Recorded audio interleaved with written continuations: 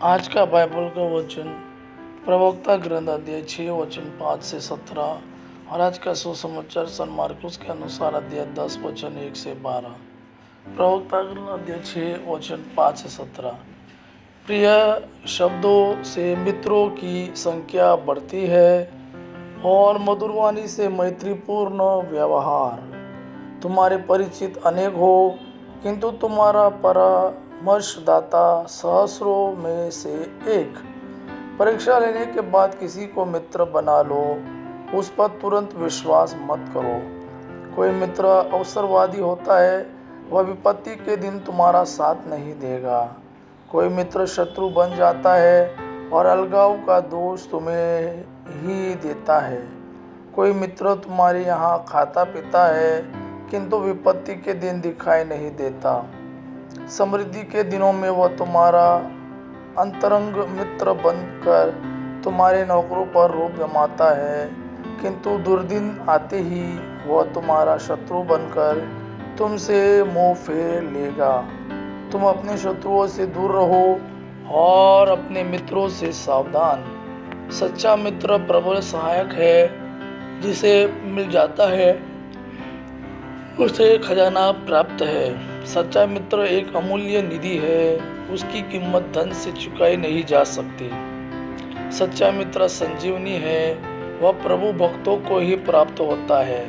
प्रभु भक्त मित्रता का निर्वाह करता है, वह जैसा है उसका मित्र वैसा ही होगा। आज का सुसमाचार सन मार्कुस के अनुसार अध्याय 10 वचन 1 से 12। वहां से विदा होकर ईसाई यहूदिया और यरदन के पार के प्रवेश पहुंचे।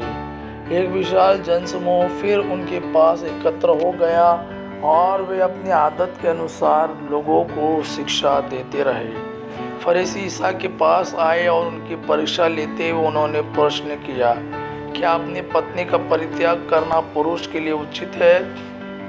ईसा ने उन्हें उत्तर दिया, मूसा ने तुम्हें क्या आदेश दिया? उन्होंने कहा, मूसा ने तो त्याग पत्र लिखकर पत्नी का परित्याग करने की अनुमति दी। ईसा ने उनसे कहा, उन्होंने तुम्हारे हृदय की कठोरता के कारण ही यह आदेश लिखा, किंतु सृष्टि के प्रारंभ ही से ईश्वर ने उन्हें नर नारी बनाया। इस कारण पुरुष अपने माता पिता को छोड़ेगा और दोनों एक शरीर हो जाएंगे। इस तरह अब वे दो नहीं बल्कि एक शरीर है। इसलिए जिसे ईश्वर ने जोड़ा है उसे मनुष्य अलग नहीं करे। शिष्यों ने घर पहुंचकर इस संबंध में ईसा से फिर प्रश्न किया और उन्होंने यह उत्तर दिया, जो अपनी पत्नी का परित्याग करता और किसी दूसरी स्त्री से विवाह करता है, वह पहली के विरुद्ध व्यभिचार करता है। और यदि पत्नी अपने पति का त्याग करती है और किसी दूसरे पुरुष से विवाह करती है तो वह व्यभिचार करती है। यह प्रभु का वाणी है। प्रभु को धन्यवाद। आबा पिता की महिमा और पुत्र यीशु का प्रेम आप पर सदा सर्वदा बना रहे। आमीन।